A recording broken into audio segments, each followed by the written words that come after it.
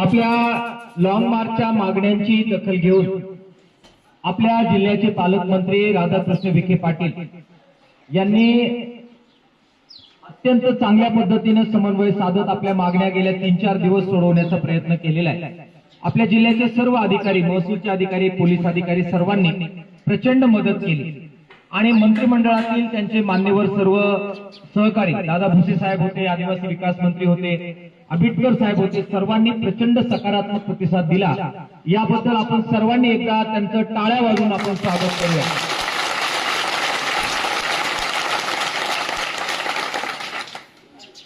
विखे साहेब आपले पालकमंत्री आहेत आणि म्हणून आपल्या पालकांकडेच आपण आपल्या मागण्या घेऊन जातो, हे स्वाभाविक आहे। त्यामुळे पालकांनी आम्ही आमच्या मागण्या मांडल्या, पालकत्वाची भूमिका घेतली आणि ते सोडवण्याची भूमिका घेतली, याबद्दल मी आपल्या सगळ्या संघटनेच्या वतीने त्यांना धन्यवाद देतो। साहेब, गेल्या 2-3 दिवसामध्ये काय काय मागण्या मान्य झालेल्या आहेत हे आम्ही इथे अत्यंत सविस्तरपणाने बोललो। माननीय ऍडिशनल कलेक्टर साहेब होते, आपले दोन्हीही डीवायएसपी साहेब होते, आपले प्रांत साहेब होते, सगळ्यांच्या समोर मांडलं। मी मंत्री महोदयांचा परत ते सगळं रिपीट करून बिलकुल वेळ घेत नाही। केवळ 2च मुद्द्यांच्या बद्दल आमच्या मनामध्ये काही शंका आहेत।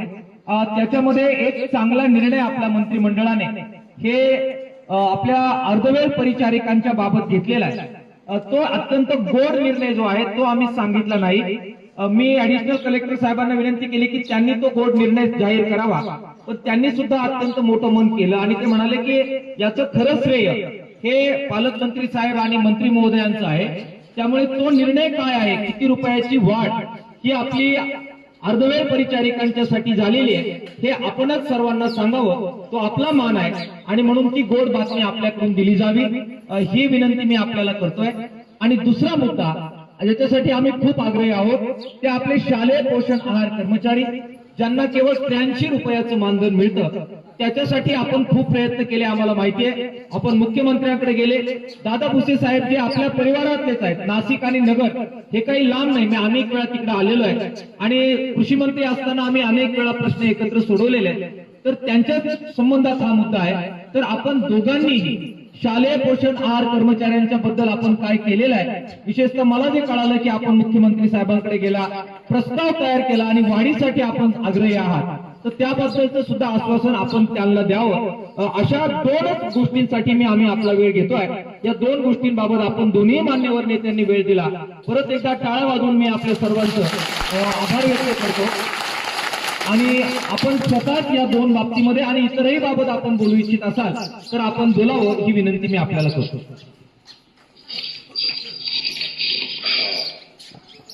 नमस्कार सर्वांना।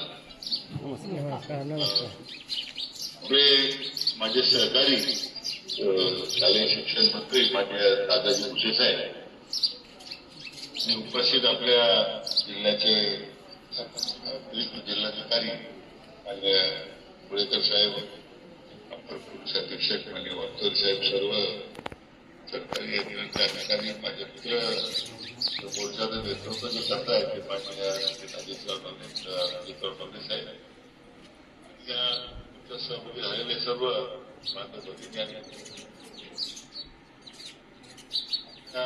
महाराष्ट्राच्या निमित्तानं ज्या काही मागण्या समोर आल्या होत्या त्या बाबतीत काही चर्चा की अजितराव नवले साहेबांच्यावर झाली आणि सन्मान्य खात्याचे मंत्री आहेत, आरोग्य विभागाचे खात्याचे मंत्री माननीय प्रकाश आंबेडकर साहेब, त्याचबरोबर अन्य खात्याचे जे आदिवासी विकास विभागाचे मंत्री मान्य विखे साहेब, सगळे त्या बैठकीला उपस्थित होते। शालेय शिक्षण मंत्री मान्य दादाजी भुसे साहेब सुद्धा उपस्थित होते आणि काही विषयामध्ये चर्चा झाली, काही विषयाबद्दल माननीय मुख्यमंत्र्यांसमोर चर्चा करायची होती आणि अधिकार कायद्याच्या अंमलबजावणीबद्दल कारवाई करण्याच्या सूचना जिल्हाधिकाऱ्यांनी दिलेल्या आहेत। त्यामुळे जशी आमच्या आदिवासी बांधवांच्या संदर्भात काही अडचण येणार नाही, या बाबतीमध्ये माननीय जिल्हाधिकाऱ्यांच्याकडे या सगळ्या बाबी सोपवण्यात आल्या आणि त्याची अंमलबजावणी झाली पाहिजे या सूचना दिलेल्या आहेत। बांधकाम कामगारांसंदर्भात सुद्धा मेडिक्लेम देताना फक्त ऑपरेशन असणारेच केसेस ऍडमिट करा, बाकीच्या कामगारांना पैसे देताना नाही. हा जो काही थोडा मला वाटतं काही कंपन्यांकडून गैरसमज पसरवण्याचा प्रयत्न झाला, आता स्पष्ट सुद्धा झालेले आहे. सगळ्या मान्यताप्राप्त हॉस्पिटलमध्ये हे सगळ्या मेडिक्लेम 100% आमच्या बांधकाम कामगारांना लागू राहील. ऑपरेशन नाही, सगळ्या त्या कार्यक्रमामध्ये होणार आहे. तो एक निर्णय आपण केलेला आहे.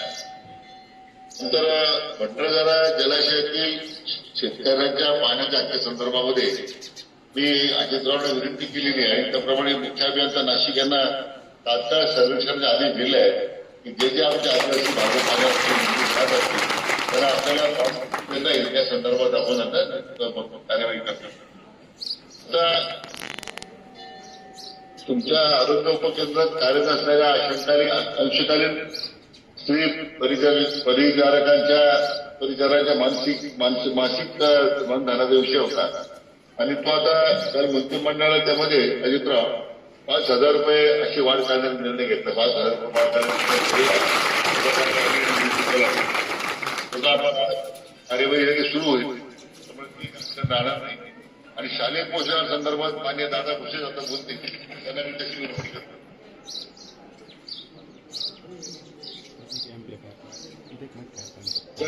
विखे पाटील साहेब, उपस्थित शेतकरी बंधू भगिनी, माननीय अजितजी नवलेजी, सर्व अधिकारी उपस्थित बंधू आणि भगिनी, मला वाटतं की परवाच्या बैठकीमध्ये अनेक मुद्द्यांवर चर्चा झालेली होती आणि माननीय विखे पाटील साहेबांनी पुढाकार घेऊन त्या ठिकाणी इतर विभागांशी संबंधित असलेल्याही मंत्री महोदयांशी संवाद साधून त्या ठिकाणी ते प्रश्न मार्गी लावलेले आहेत. आता जिथपर्यंत शालेय शिक्षण विभागाचा विषय आहे, तर या विभागाच्या माध्यमातून जे काही विद्यार्थ्यांना शालेय पोषण आहार जे कर्मचारी आपल्या भगिनी आहेत ते शिजवून देतात. आपल्याच पोटाची मुलं मुली आहेत, या भूमिकेतून एक आईची जबाबदारी त्या भगिनी पार पाडत असतात. मला वाटतं की आपली मागणी होती की मागच्या काळामध्ये जो काही 5 जुलै 2024च्या मंत्रिमंडळाचा जो काही निर्णय झालेला होता, 1,000 रुपयाचं मानधन वाढ करणे, तत्कालीन मुख्यमंत्री महोदय एकनाथजी शिंदे साहेबांच्या काळात तो निर्णय झालेला होता आणि त्याची अंमलबजावणी झाली पाहिजे अशी एक प्रमुख मागणी आपली त्या ठिकाणी होती. आता इथे येण्याच्या पूर्वी माननीय विखे पाटील साहेब, मी स्वतः माननीय मुख्यमंत्री महोदयांची भेट घेतलेली आहे. आपली मागणी आम्ही त्यांच्या कानावर घातली आणि माननीय मुख्यमंत्री महोदयांनी ती मागणी तत्वतः त्या मागणीला मान्यता दिलेली आहे. आता अधिवेशन चालू आहे आणि जे काही 1,000 रुपये मानधन वाढ झाली पाहिजे या संदर्भात तत्वतः मान्यता दिलेली आहे आणि परत एकदा याला कायदेशीर प्रोसेस करून त्याचा निर्णय आणि त्याची अंमलबजावणी केली जाईल असं माननीय मुख्यमंत्री महोदयांनी सांगितलं. नवले साहेब, मला वाटतं की आपली काही मंडळी मालेगावला घरी पण आले होते.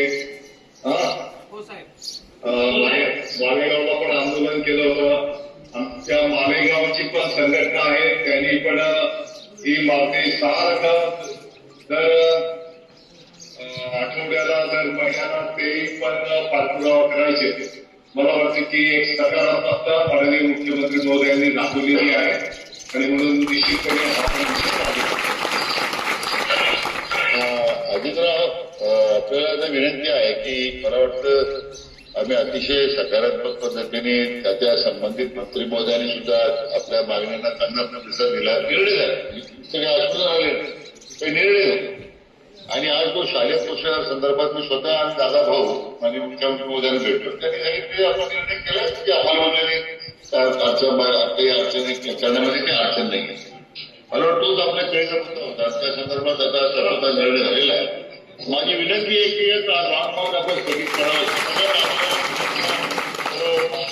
विनंती आहे आपण आधी शांतता मार्गानं हे आपण मोर्चाचं आयोजन करताना शासनाला आपण चांगलं सहकार्य केलं म्हणून आपल्या सर्वांनी मनापासून आपले आभार व्यक्त करतो. आणि लॉंग मार्च आपण आता स्थगित करावं अशी आपल्याला विनंती करतो. साहेब, आज आपण या निजर्णेश्वरच्या परिसरामध्ये अनेक बाकी मागण्याच्या बद्दल सकारात्मकता दाखवली, मान्य केल्या. पण शेवटच्या 2 गोष्टी ज्या आपण आज आम्हाला सांगितलेल्या आहेत. एक मिनिटे घेतो. ज्या निजर्णेश्वरच्या परिसरात आपण आहात महादेव मंदिरामध्ये आमचं प्रत्येक कार्य निवडणुकीचं त्या निजर्णेश्वरच्या महादेवाला नारळाचं पुढे सुरू होतं. त्यामुळे त्या पवित्र भूमीत आपण आहात. त्यामुळे आम्ही जे बोललो संपर्काचे होणार.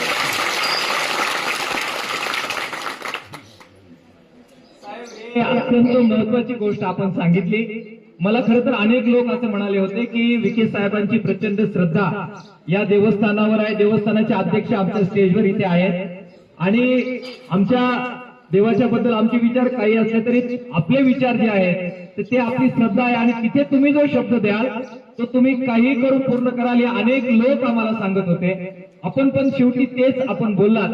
2 गोष्टींची खूप गोड गोष्ट आपल्याला सांगितलेली आहे की 2,000 रुपयाची वाढ ही आपल्या पीटीएलची म्हणजे त्यांचे 3,000 अधिक 2,000 असं 5,000 रुपये पगार आज या मंडपामध्ये महाराष्ट्रभरला हा अर्धवेळ परिचारिकांना लागू झाला. आणि 1,000 रुपयाचा वाढ ही आपल्या अर्धवेळ आपल्या शालेय पोषण आहारासाठी सरकारने निर्णय घेतलेला आहे. अंमलबजावणी पेंडिंग होती. आपले दोन्ही मान्यवर दादा भुसे साहेब आणि विखे साहेब हे स्वतः मुख्यमंत्र्यांना भेटले आणि मुख्यमंत्री साहेबांचा निरोप दोघांनी आपल्याला आज दिला. मुख्यमंत्री साहेब म्हणाले की आपण निर्णय केलाय त्यामुळे आपल्याला ही अंमलबजावणी करावी लागेल. त्याच्यातल्या काही तांत्रिक बाबी ज्या आहेत त्या पूर्ण करतील आणि हा महाराष्ट्रभराला आज ही गोड बातमी आहे की हा 1,000 रुपयाचा निर्णय हा शालेय पोषणसाठी सुद्धा लागू झालेला आहे. याचं एकदा टाळ्या वाजवून आपण स्वागत करतो. साहेब, आपण जलसंपदा मंत्री आहात. आमच्या आदिवासी मायमाऊल्यांच्या पाण्याच्या बद्दल सुद्धा आपण सही केली आणि त्याबद्दल निर्णय घेतला. बांधकाम कामगारांसाठी मेडिक्लेम परत सुरू होत आहे. बाकी अनेक मागण्यांनी बद्दल बोललेलो आहे. आमचे निराधार आलेले आहेत, विधवा, परित्यक्ता, अपंग, त्यांच्या पगारवाढीच्या बद्दलचं सुद्धा आम्ही निवेदन आपल्याला दिलेलं आहे. सकारात्मकता दाखवली आमच्या सगळ्या संघटनेच्या वतीने, अहमदनगर जिल्ह्याच्या वतीने. आणि खरं तर आता हा अहमदनगरचा मुद्दा राहिला नाही. साहेब, दादा भुसे साहेब आणि राधाकृष्ण विखे पाटील साहेब यांनी पुढाकार घेऊन मुख्यमंत्री महोदयांच्या माध्यमातून सगळ्या शालेय पोषण आहार कर्मचारी आणि सगळे अर्धवेळ परिचारक या सगळ्यांचा प्रश्न सोडवायला आपण साहेब मदत केलेली आहे. आमचे उपजिल्हाधिकारी, अतिरिक्त जिल्हाधिकारी साहेब आहे, दोन्ही डीवायएसपी साहेब आहे, आमचे प्रांत साहेब आहेत, आमचे वाकचौरे साहेब आहेत आणि त्याचबरोबर आमचे सगळे इतर पोलीस अधिकारी साहेब प्रचंड सहकार्य त्यांनी आम्हाला केलं. आमच्या देवस्थानचे अध्यक्ष आहेत, त्यांचे कोषाध्यक्ष आहेत, त्यांनी सगळ्यांनी मदत आपल्याला केलेली आहे. मी आपल्या सर्वांचं खूप खूप आभार आमच्या संघटनेच्या वतीने व्यक्त करतो. मी जे नेहमी सांगत होतो की हे काही वैर किंवा एकमेकाच्या बद्दल काही ही स्पर्धा नसते. साहेबांचा रोल करतात, आम्ही आंदोलक म्हणून जनतेच्या मागण्या त्यांच्या पुढे ठेवतो. ही एक हेल्दी प्रक्रिया आहे, ही एक चांगली आरोग्यदायी प्रक्रिया आहे. आपण आम्हाला समजून घेतलं, अन्यथा घेतलं नाही आणि आमच्या मागण्या मान्य करण्यासाठी आपण दोघांनीही सहकार्य केलं. मुख्यमंत्री साहेबांनी सहकार्य केलं, त्याचबरोबर जे आदिवासी विकास मंत्री आहे, कामगार मंत्री आहे, या सगळ्यांनी सहकार्य केलं. आपलं खूप खूप धन्यवाद आमच्या सगळ्यांच्या वतीनं व्यक्त करतो. सर्वांसाठी एकदा टाका आपण परत एकदा मागण्या. साहेब, आपल्या अत्यंत आपली श्रद्धा ज्या ठिकाणी आहे त्या मंदिरामध्ये आम्ही आहोत. तिथे जे निर्णय झाले ते लागू होतील याबद्दल आम्हाला पूर्ण खात्री आहे आणि त्यामुळे आपल्या सर्वांच्या साथीने आम्ही हा लॉंग मार्च यशस्वी झाला या नोटसह इथे स्थगित करतो आहोत.